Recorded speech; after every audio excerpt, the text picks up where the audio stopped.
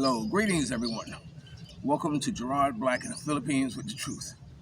I know it's camera's a little off. I see this side up higher. I want to welcome you to my channel, all my subscribers, all my peaches, triggers, lovers, haters, commenters, each one of you, I want to welcome you to my channel. Well, you realize now I'm at a new time slot. I was looking at the numbers of subscriptions or viewership and all that stuff, and it's gone down dramatically. And the only thing I can contribute that to is two things. Either my time slot is off, or either I'm not showing enough for the Philippines, which I question that being the case because I do so much about the Philippines and where I'm at. But I think it's time slot. So as of today, I'm going to change the time slot to whatever time slot this is, but it'll be a consistent, you'll be getting consistent notification about my videos at this time. Well, on July 16th, Mia goes back to the doctor, and the doctor is going to, wait, that's bothering me. Wait, that ankle. Is that better? Hold on. Okay, that's a little better. I kind of fixed the wall there. She go back to the doctor on the 16th of this month, which is February, and they give her a date on when they're going to perform the cesarean on her to deliver the child. So I'm putting it out there to all of you who are following along and can't wait to Gerard Black in the Philippines with the truth and a baby to guess the date that my baby will be coming into this world. I'll leave it up to you. Just throw out some dates between now and the first week of March and see what's happening. Okay, as you can guess by the title of this video, it says foreigners are not Filipinos. And the reason I named that as such is because, it's easy to integrate into another culture and start adapting their ways. I guess the best way to kind of say it. But we, as foreigners, have our own fixed opinions about Filipinos. Like we know that it was told to me a long time ago, if a Filipino asks to borrow money, what they're really saying is they don't respect you because they're not going to pay it back. And that's come to be expected whenever you loan money to Filipinos, that you're not loaning it to them, you're giving it to them because they're not going to pay it back. Or sometimes it's about, the work ethics. Some like to say, they're lazy or they don't show up on time and all that stuff. We have just like CP time, colored people's time. You have PP time, which is Filipino time. And sometimes they're starting a project stop or whatever like this, and we know some like to think that they're very lazy or like that, which I don't find that to be true. Most of the Filipinos in my life who do things for me are very, very steadfast in getting the job done. And but then again, it depends upon who you hire, and how much they are, willing to work hard to get the job done. You see, it's not about working by the hour. You don't work by the hour here. You work by the job, by the day. And with the average income about 250 or 300 pesos a day, it makes for a long way. But getting back to what I was saying, I'm going to tell you a story. I started something, a business, I guess, or what have you. But I'm talking very coded languages. I just hope you can follow me. Because I don't want to, I'm never one for actually calling someone out. It's not my style. It's not my stilo. You're not going to see me. You're a mother flocker. Kiss my ass or either suck my, phallus or something like that. You're never going to see me say anything like that or outright call somebody, you're a fucking liar. That's not how I do things. That's not how I get down. So anyway, because I don't let it get to that point. So anyway, so here in the Philippines, whenever you start a business, I don't care what kind of business it is, whatever, whether it be a food business, whether it be a pig business, or what are investment type, a loaning business, whatever type of business that you decide to start. Chances are, if it has any little success, your neighbor next door is going to start a store, like a sorry store. Your neighbor next door is going to do it, and for no other reason other than out of jealousy, and it happens a lot here in the Philippines, so I've witnessed that firsthand. So anyway, I started a business plan that's been on my mind a long time, and wait for the right location to do it, and I'm doing it now. Uh, Granted, I didn't fully have all the resources to really blow it up or whatever, or I really, it's my fault. Maybe of course I didn't devote so much time to it, but a neighbor of mine saw this business opportunity as, wow, I'm going to go into it, and they went into it. And they went into it with gusto. They had the resources, they started importing parts from all over the country, all over the world actually, and and granted, some of the parts that they have were defective. It didn't disturb them from moving forward, and as a result, today they have a nice, thriving business. So I needed the service of this business, because mine wasn't doing so well. So I paid him. I paid him 5,000 pesos. So here's 5,000 pesos for the service, and lo and behold, the service was defective. The service didn't work. The service was was was done with it.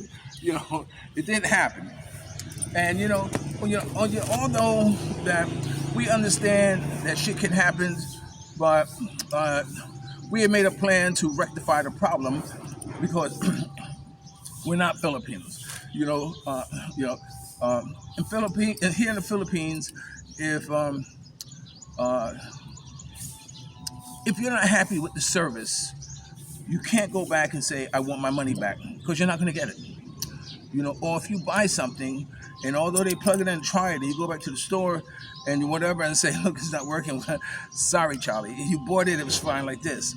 The customer's not always right here, and very seldom you get service with a smile. But it's not like in our countries, that whereas if you buy something and it's defective, you can go back and exchange it, or go back and get your money back as long as you have the receipt, like this. So we had arranged for the problem to be fixed. Now it's time sensitive, so we had to wait for the right time for it to be done. So uh, we went to do it, but the products that he had were defective. So lo and behold, he was able to contract another mechanic from somewhere else to come in and repair things. Now, the mechanic was only there for a certain amount of time, and we had decided that while the mechanic's there, the mechanic can also work on my problem and rectify the problem, and we both would be happy campers. And so when the time came for my defective part to be replaced, you know, uh, he said, no, I'm not going to do it. So I said, wait. What do you mean you're not going to do it? So, no, it would be unfair to the mechanic if, he charges 7,000 pesos and I bring your car in and have it worked on and he don't get paid. I said, wait a minute. You owe me 5,000 pesos. Pay them the 5,000 pesos. I give you 2,000 pesos. My problem is fixed, resolved. Case closed. This is how, how we would do it. Okay. And he decided that no, he wasn't going to do that. Now, in the meantime, some people like texting. I don't like having conversations about anything through text. Because texting is for bitches. I don't mind saying that. I'm not saying peaches, for bitches. People who can't talk to people face to face. and saying, hey, like this, I'm one to look you in the eye and state my case, and I'll listen to you, what your problem is, and we resolve this. So, I'm saying, I'll come by and visit, and I'm getting these long texts. I mean, these long texts like this, and I'm trying to sit here on the beach by the water on a beautiful Saturday morning, watching the sun come up. I'm not gonna waste my time reading all this shit. And then at the end I see big bold letters and caps. He's saying something. No, I will not do it. No way I'm doing it. And I'm trying to think. What is this about? Where's this coming from? Where's all this anger coming from? I am only following up on what your mouth said what you were going to do. Now, for whatever reason, that he decided he wasn't going to do it, and he can't do it that way. Okay, fine. We're not Filipinos. Give me back my money. Case closed. Hey, that's how it goes. It's not like because you gave me, I give you money, you're not gonna give it back. That's the Filipino way. We are foreigners. We know when a deal goes sour, we rectify it. We don't tell the other person, no, block you. I'm not giving you back your money back. No, they don't do that. What do you mean they don't do that? I don't care what they do. We do that. We as friends, we as partners, hey, we make sure that both of us are with service with a smile, and we're still cordial to one another. But you don't tell me, no, you're not going to do that. But thank God, thank God his wife stepped into it, and whatever. And so when I went to see him, he was, I can't talk now. I can't talk now. I'm so upset. I'm so upset. Why are you upset, my man? Why are you upset? I don't understand why it's bothering you. Is it hurting you that you have to come off money? Now, I know some foreigners who are very tight ass when it comes to money. Assholes a lot like this, on a peso. Some Filipinos will say, well, milk over here is 99 pesos, but over here it's 85. It's 80 pesos. So what am I gonna do? Am I gonna drive store to store to save 5 pesos? No, I'm not gonna do that. But some will. So anyway, Head Corman, he threw the 5,000 pesos on the table and say, I don't want to talk about it. I don't want to talk. Okay, fine. And, I got bills, I got expenses. I'm off my budget. I'm about to have a child come into the world, my brother. Come on, I don't know what's that going to cost. Not that it has anything to do with it. You still have to rectify the problem that your defective product did not produce at the time. That's all.